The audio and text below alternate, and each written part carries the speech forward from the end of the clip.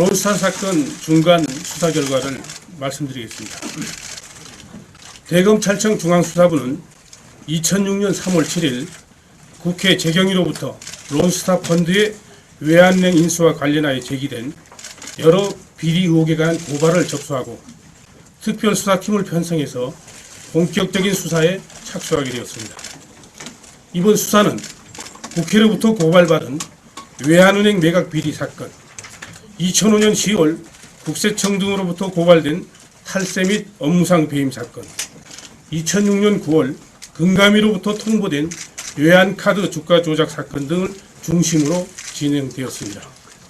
이번 검찰 수사를 통하여 외환은행 매각 과정에서 당시 재경부 금융정책국장 변양호와 외환은행장 이강원 등이 론스타 펀드 측과 유착되어 정부의 금융기조정책에 반하여 절차 규정을 어기면서까지 의도적으로 외환은행 자산을 저평가하고 부실 규모는 부풀려 정상 가격보다 최소 3,400여억 원, 최대 8,200여억 원의 낮은 가격에 매각하였고 BIS 비율을 부당하게 낮추어 금융감독위원회로 하여금 론스타의 외환은행 인수를 승인하게 한 사실이 확인되었습니다.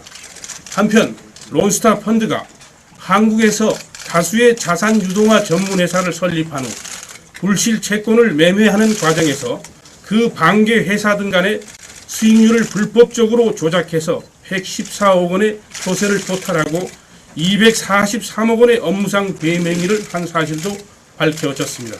또한 론스타 펀드가 자회사인 외환카드를 인수 합병하는 과정에서 인수 가격을 낮추기 위해 허위의 감자서를 언론에 유포하여 주가를 하락시킴으로써 400여 원의 불법 이익을 얻은 사실도 확인되었습니다.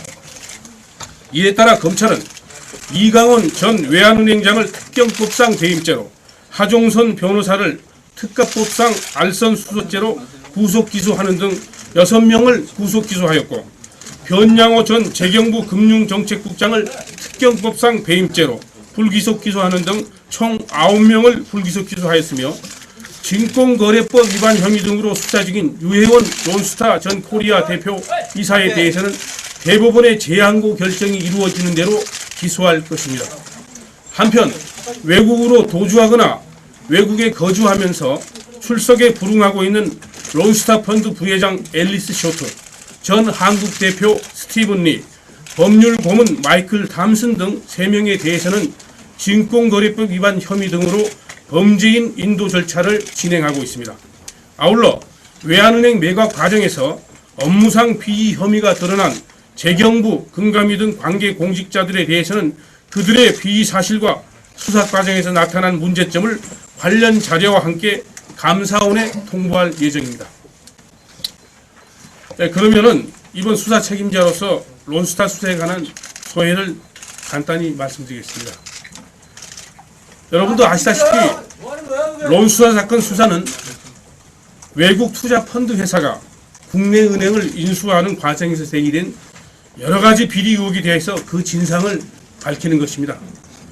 수사 대상이 외국 투자 회사, 정부 부처 및 금융기관이고 특히 정책 결정이나 자금 집행에 관여한 중요 인물이나 결정적인 자료들이 대부분 외국에 있는 관계로 수사상 적지 않은 어려움이 있었습니다.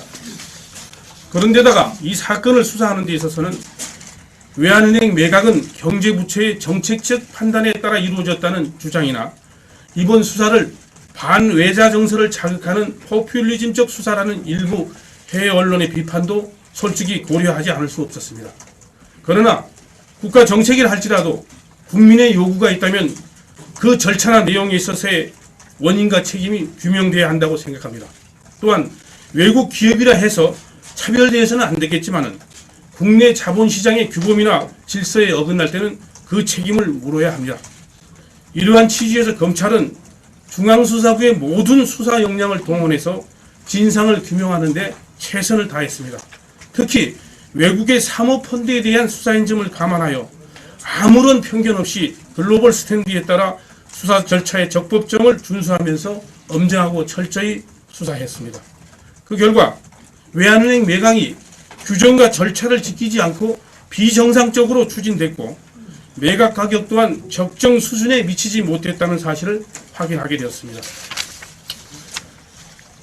이 사건의 배후나 직접 동의 등기는 아직 수사상 많은 장애로 완벽하게 규명하지는 못했습니다만은 미진한 부분은 중앙수사부의 특별전단팀을 별도 편성해서 계속 수사하겠습니다.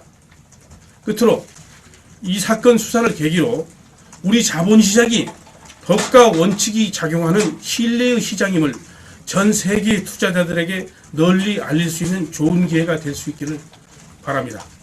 감사합니다.